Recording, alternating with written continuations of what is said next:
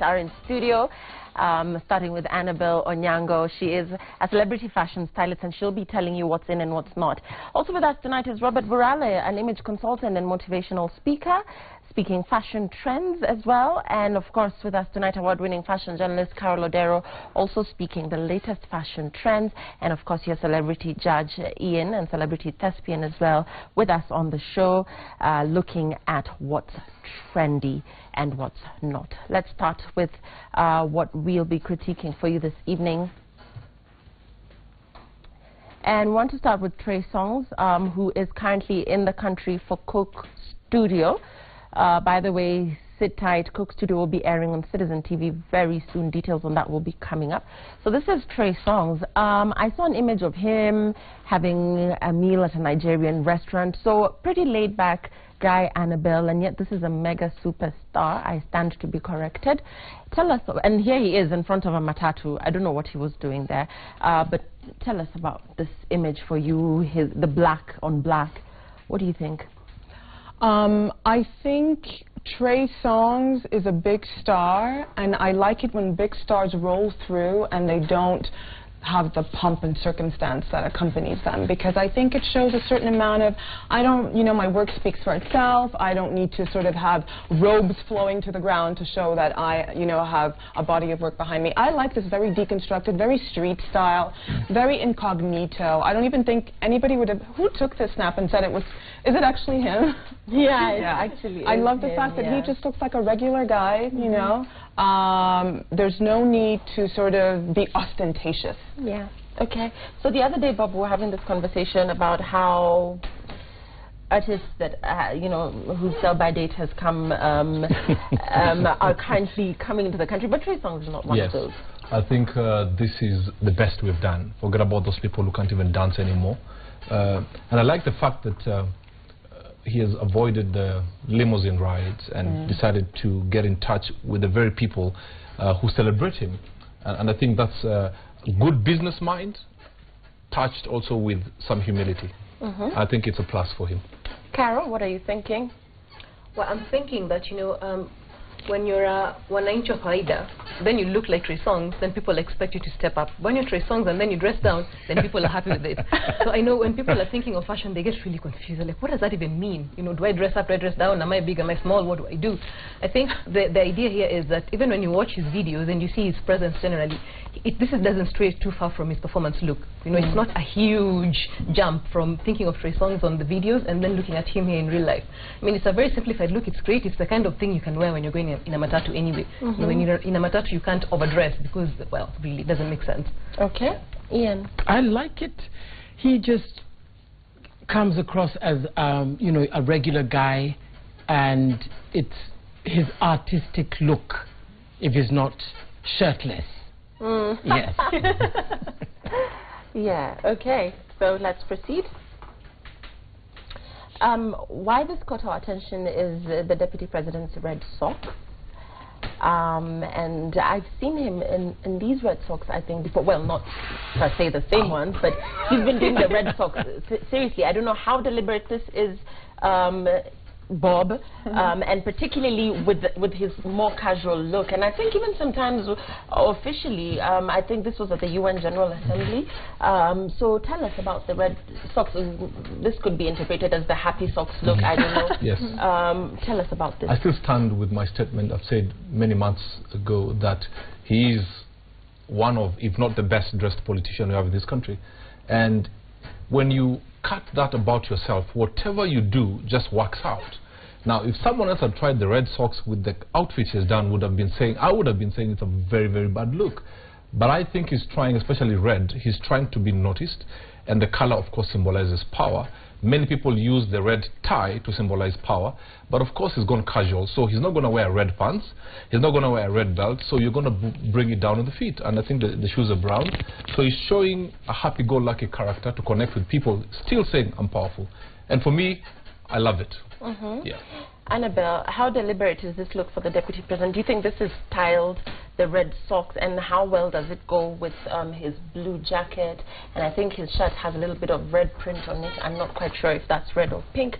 What do you think? And the grey pants, the grey, yeah.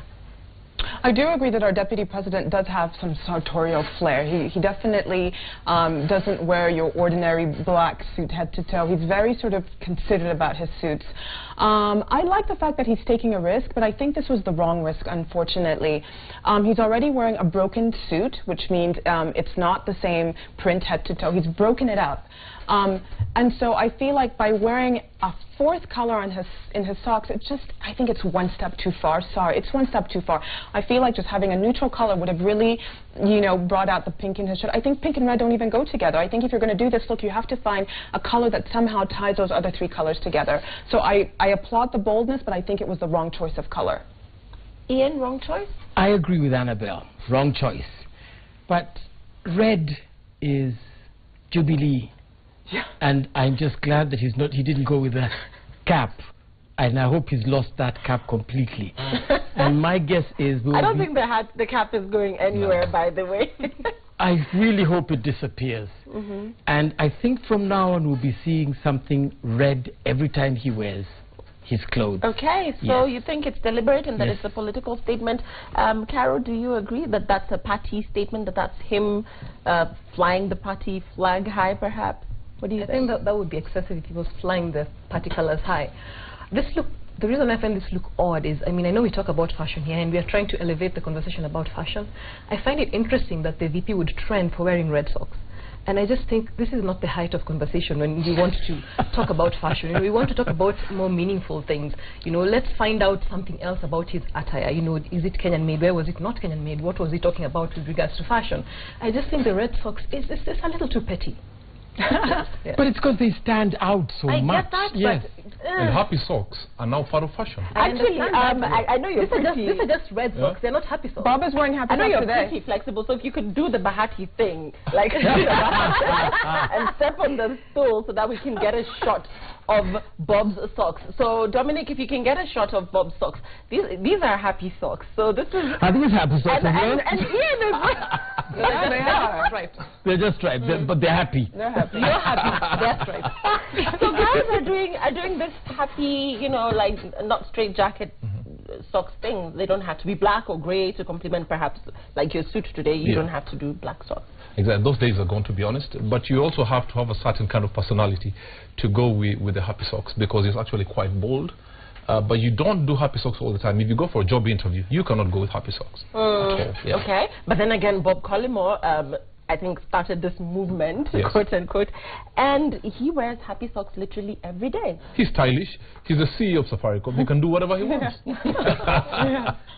Okay, great. Tell us what you think. By the way, that was the Bahati challenge. So let's proceed. And see, let's proceed and see who else. Yes, so this is the President, Uhuru Kenyatta.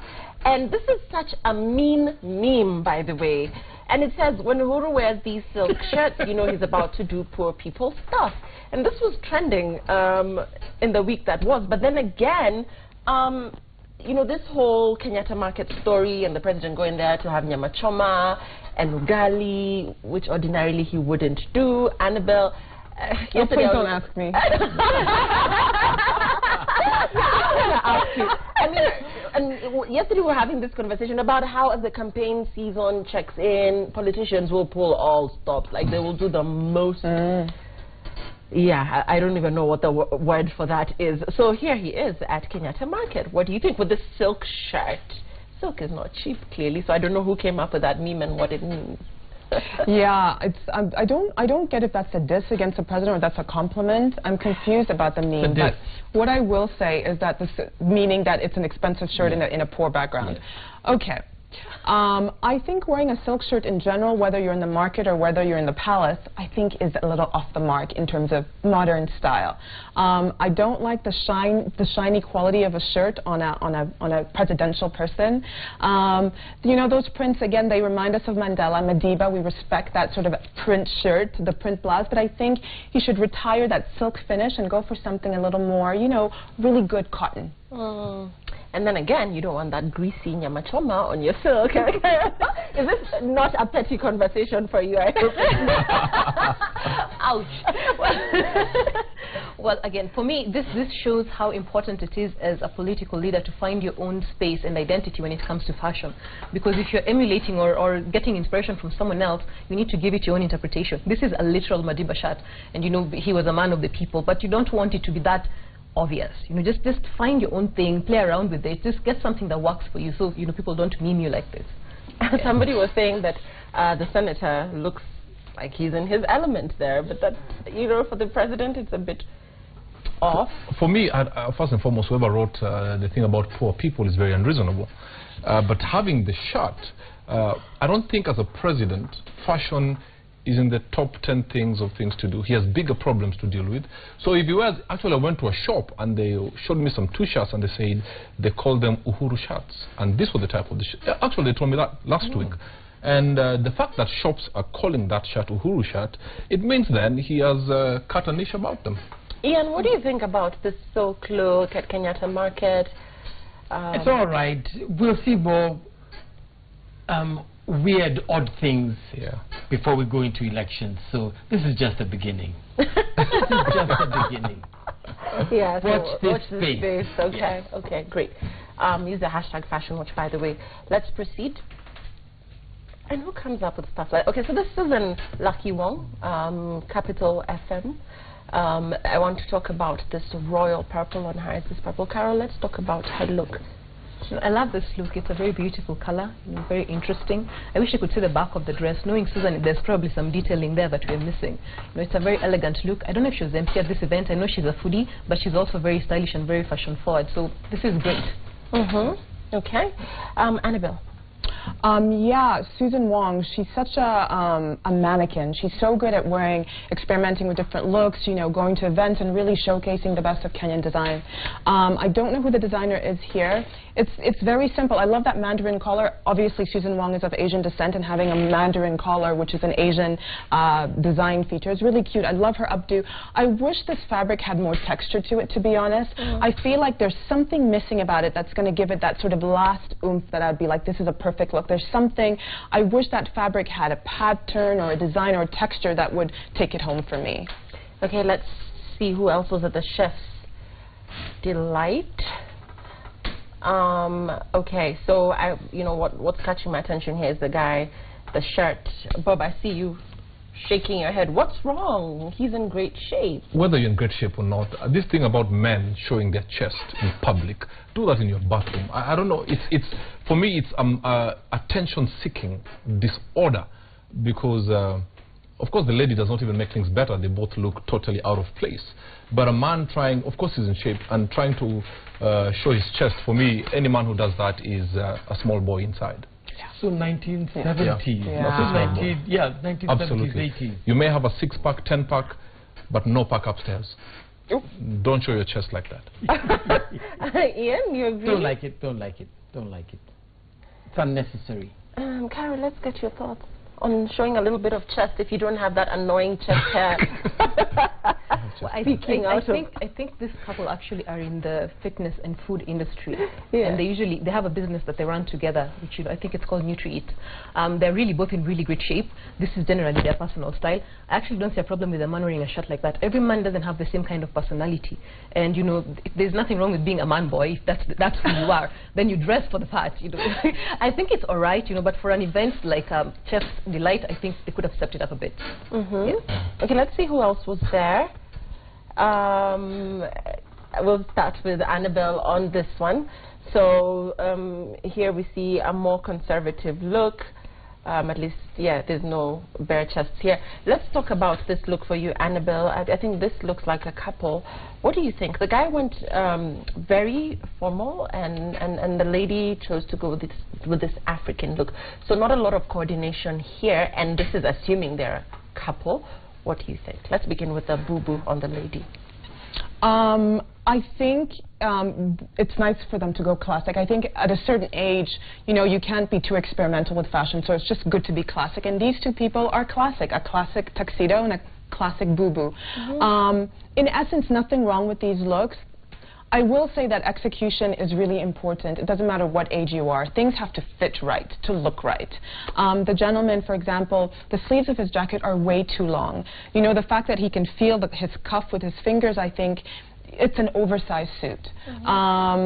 And then his lovely partner, she's beautiful. I wish she wasn't, you know, lagging around that scarf that we're always complaining about. I don't know why women are scared to get cold at events. So what did we call it?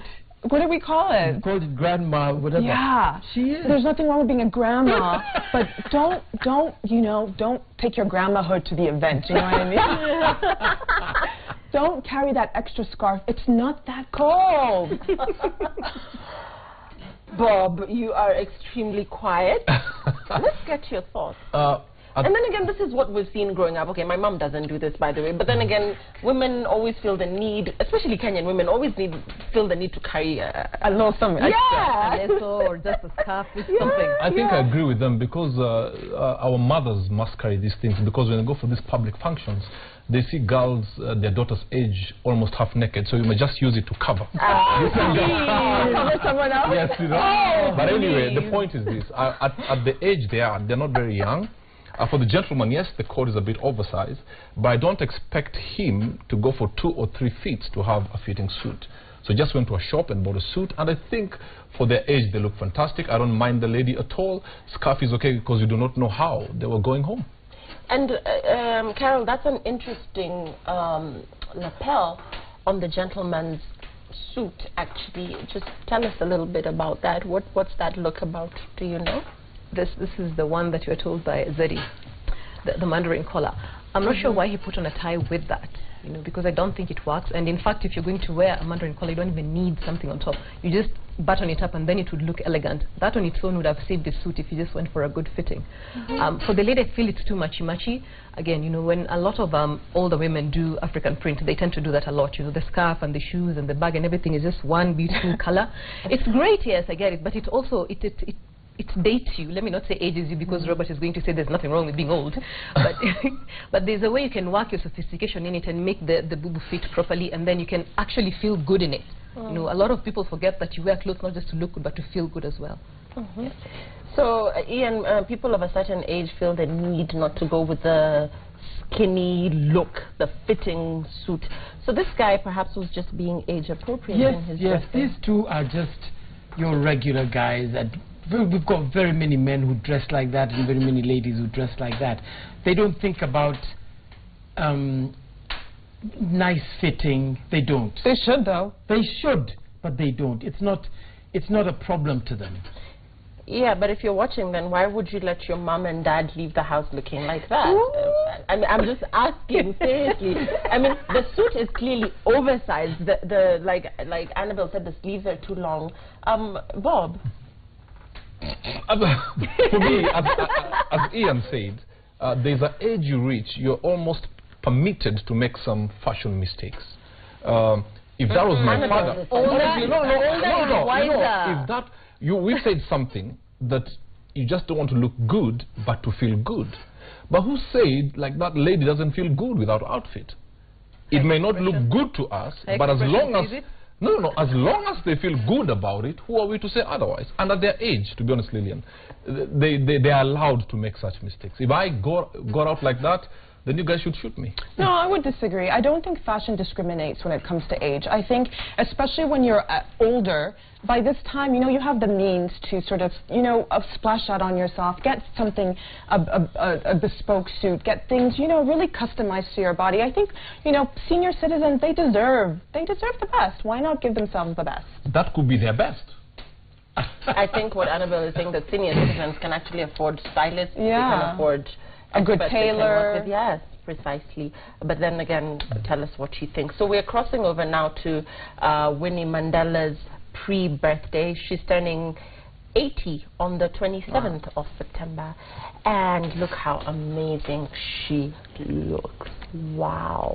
Annabelle, I want to start with you. Well, Winnie Mandela is making the point I was trying to make earlier in the Exactly. Which is that it doesn't matter how old you are. You can still slay. You can slay better than all these 20-year-olds out here on the red carpet. And Winnie Mandela is showing us that she doesn't even look 80. She looks 50. Her face is beat, you know, her wig is on right. She's an Afro girl, I'm an Afro girl. You know, I love the fact that she's, you know, it's a bold outfit. She's wearing jewelry, she's wearing a sash. We may usually say it's too much, but I'm not saying that today because it's Winnie Mandela. And you can see that she even has a crutch. She's wearing a crutch, so she's not even letting the fact that there's some kind of disability throw her off from her fashion game. This woman to me is perfection. This is how I want to be when I'm 80 years old, Lillian. Yeah, wow. Carol, what do you think? Well, I love this look. I mean, Winnie Mandela is a fashion icon, you know, just like her husband is one, or was one as well. So the thing is that for her, she's always found a way to express where she is in life and her political leanings, as well as her ideology in her fashion. So it's very, very eccentric and very inconsistent. You can't really say this is a Winnie Mandela look, you know, but when she steps out, everybody knows that she will step out with her A game, like Annabelle said. And again, when women get older, they can afford to make more choices when it comes to jewelry. You can wear more, you can get bigger clothes, you can get this, you know, it can be more, you know. And you can carry it off because you've earned the right to. When you're younger, it looks tacky. When you're older, people know that you can afford it and it's yours and it belongs to you and you're taking it home with you. Ian? I love the look. The only thing, and I'm not quite sure why she would wear the wig, but at 80, she's supposed to have a head of grey. That would have made her look even better. That depends on the style decisions she was making about her hair when she was younger. That's why I said I don't know why. There could be a reason. That's the only thing. And also the wig is fabulous. Why not just wear it for So that reason? fabulous. And somebody's awfully quiet. No, I heard a reporter say that she spent her early years fighting for the cause of her people, rolling sleeves and tear gas and all that, and now in her sunset years she's taking time to do that which she could have done in those years that she was denied because of fighting for her cause. And for that we just give her kudos. Okay, so before we close, we want to get your tweets, and perhaps the panel will respond to some of your questions or comments. And here we go. So, Getty, you're saying Trey Songz looks so nice, simple, but smart. Bradley, tonight you killed it, bro. That military fashion is something I need to know. I need to know your tailor. Tango. The president's silk shirt colors are toned down. Maybe humble, but classy. Okay, so you want to comment on the military look? Okango, my brother, thank you very much for your comment. I will inbox you the contacts of my designer and it will be bespoke. Why don't you want to say it on air? Because I don't know if I have the permission to do that. Okay. Yes. You're just being mean. Anyway, so some sad news for you guys. Fashion Watch will be on a bit of a break. A Slim Possible Season 7 premieres this coming Saturday, so your favorite fashion cops will be taking a little bit of a break. So I want them to say, you know, a little bit, leave you with some fashion tips because, yes, unfortunately, they will not be on air, but that's just for a bit. Of course, we're looking forward to a bigger and even better show with this amazing, lovely panel. I'm so in love with them, by the way. Annabelle, let's start with you. We're going to miss it. I mean, I love reviewing, you know, fashions with you guys every week and getting flack for it on, on Twitter like, an hour later. But what a pleasure to be here and to be able to sort of, you know, speak our mind, champion local designers, and really sort of challenge people's perceptions about fashion and make them question it. It's important how you look. Image is really important. I think Kenyans really need to think harder about those questions. And I'd like to thank House of Mednet for my dress. Gorgeous. Thank you. Beautiful.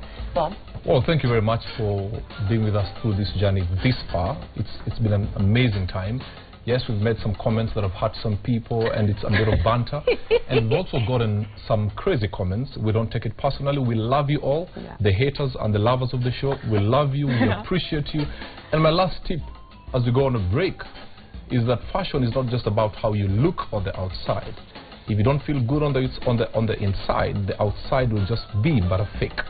Build yourself on the inside, and anything else on the outside will be a manifestation of a well put together inside. Remember. Love you. See you. Yes. You're addressed as you are dressed. Carol?